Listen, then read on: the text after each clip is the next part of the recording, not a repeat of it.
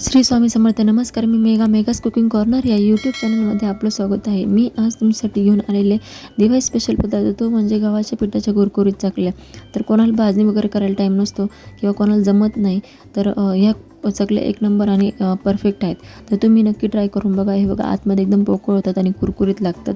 तर तुम्ही नक्कीच ट्राय करा. व्हिडिओ आवडल्यास व्हिडिओ लाईक शेअर सबस्क्राईब करायला विसरू नका आणि प्लीज चॅनलला सबस्क्राईब करा आणि प्लीज सपोर्ट करा. चला तर आपण व्हिडिओला सुरुवात करूयात आणि जास्तीत जास्त लोकांपर्यंत शेअर करा. तर आता मी 2 कप गव्हाचं पीठ घेतलेलं आहे आणि अर्धा कप तांदळाचं पीठ घेतलेलं आहे. तुम्ही वाटीचं प्रमाण घेऊ शकता. 2 वाट्या गव्हाचं पीठ आणि अर्धी वाटी आपलं तांदळाचं पीठ घेऊ शकतात आणि हे सगळं मिक्स करून घेतलेलं आहे आणि पूर्ण प्लेन करून घेतलं. त्याच्यावरती आपल्याला कोरडा कपडा टाकायचा. पाण्याचा एकही थेंब त्या भांड्यात जाऊ द्यायचा आणि बिगर पाण्याचं हे केलेलं आहे. हा कोरडा कपडा टाकलेला आहे म्हणजे जेणेकरून त्याच्यात ते वाफेचं पाणी गेलं नाही पाहिजे. आपण जसं ढोकळा करतो ना तर त्या ढोकळ्यासारखं असं खाली पाणी टाकायचं आणि हे व्यवस्थित ठेवायचं आणि वरून झाकण ठेवायचं. आपल्याला लई 15 ते 20 मिनिटं कमी गॅसवरती आपल्याला हे होऊ द्यायचं आहे. पीठ मध्ये मध्ये चेक करायचं कारण त्याच्यात त्यांना चमचा जात नाही, असं कडक होतं तेव्हा ते समजायचं की आपलं पीठ झालेलं आहे. बघा असे ढेकळं वगैरे नाही का, समजा असं दगडासारखं होऊन जातं ते. तर हे असे काढायचे तुम्ही बघू शकता. याच्यावरून समजून घ्यायचं की आपलं पीठ झालेलं आहे म्हणून. असं मी याचं एका चाळणीत ओतून घेत आहे. चाळणीत ओतते आणि याच्याने सगळं असं ते मोडून घ्यायचे. चाळणीने चाळून घ्यायचं. तुम्ही चाळणी घेऊ शकता पिठाची किंवा आता मी ही पुरणाची चाळण घेतलेली आहे. याच्याने आता आपल्याला सगळं व्यवस्थित मिक्स हे करून घ्यायचं आहे, पीठ चाळून घ्यायचं आहे. हे बघा मी असं पीठ छानपैकी चाळून घेतलेलं आहे आणि याच्यामध्ये आपल्याला ना ते मी या भांड्यात ट्रान्सपरंट केलेलं आहे. आता याच्यामध्ये आपल्याला मसाले टाकायचे आहेत. याच्यामध्ये मी लाल मिरची टाकते आणि 1.5 चमचा लाल मिरची टाकते. तुम्ही घरचेच मसाले वापरायचे, दुसरे कोणतेही नाही वापरायचे. तुम्ही याच्याऐवजी थोडंसं कांदा लसूण मसालाही टाकू शकतात. ते फक्त लाल मिरची टाकलेली आहे आणि आपली हळद टाकलेली आहे अर्धा चमचा आणि त्याच्यानंतर पांढरे तीळ टाकलेले 1 चमचा. तुमच्या आवडीनुसार तुम्ही कमी जास्त त्याच्यात करू शकतात आणि ओवा टाकलेला. ओवा आमच्यात कमी आवडतो म्हणून ओवा कमी टाकलेला आहे. त्याच्यानंतर चवीनुसार मीठ टाकायचं आहे आणि आपल्याला हे सर्व मिक्स करून घ्यायचं आहे. हे सर्व मिक्स केलं का त्याच्यानंतर आहे ना मी या परातीत टाकून घेत आहे आणि याच्यामध्ये आपल्याला आहे ना तेलाचं मोहन अजिबात टाकायचं नाही कारण हे पीठ पहिलेच हलकं झालेलं आहे. आपण हलकं करून घेतलेलं ते म्हणजे शिजून घेतलेलं. त्याच्यासाठी आपल्याला हे पीठ हे नाही करायचं आहे.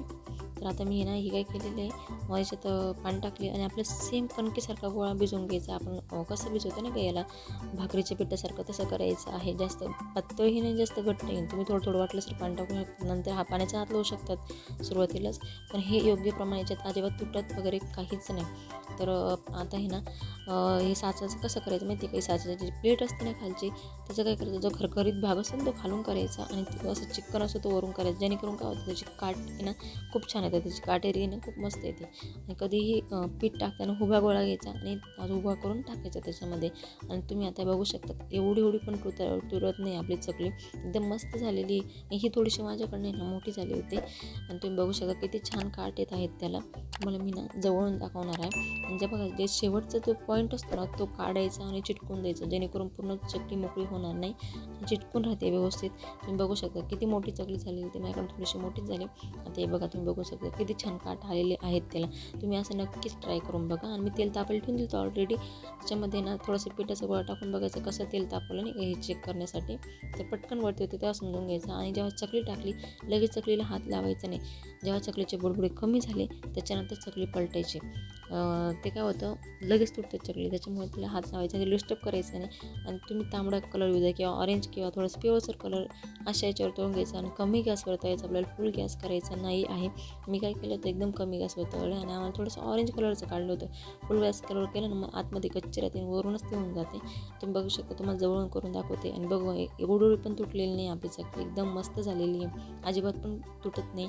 असं हाताने काढायचं शेवटचा पॉईंट आणि त्याला चिटकून द्यायचं आहे. त्याच्यात काढताना मी हाताने उचलून टाकून देते की तशी तरीही तुटत नाही. मी असं की तेलाचं हात लावलं वगैरे काहीच नाही. बघा खाली पण परत करून ते इथलं पण उचललं डायरेक्ट मी तेलाच्या कढईत टाकली होती. बघा असं चिटकून द्यायचं जेणेकरून आपली चकली तुटत नाही. आता मी ना या सगळं हे बघू शकता मी हाताने टाकले काहीच नाही. अशा चकल्या आपले सगळे व्यवस्थित झालेले आहे. चकलीला हात लावायचा नाही जोपर्यंत बुडबुड कमी होत नाही तोपर्यंत. तुम्ही बघू शकता आपली चकली एकही तेलकट झालेली नाही आणि किती मस्त झालेलं आहे सगळ्या चकल्या. सगळ्यांच्या याच्यावरती तेल दिसते, पांढरी तेल बघू शकता तुम्ही किती छान काट आलेले असे खुसखुशीत आणि कुरकुरीत चकली करण्यासाठी या व्हिडिओला लाईक शेअर आणि सबस्क्राईब करायला विसरू नका चॅनलला. आणि प्लीज सपोर्ट करा आणि जास्तीत जास्त लोकांपर्यंत व्हिडिओ शेअर करा. आणि मी काही लवकर व्हिडिओ टाकले त्यासाठी सॉरी, खूप दिवसापासून नाही टाकलेले, तर प्लीज सबस्क्राईब करा.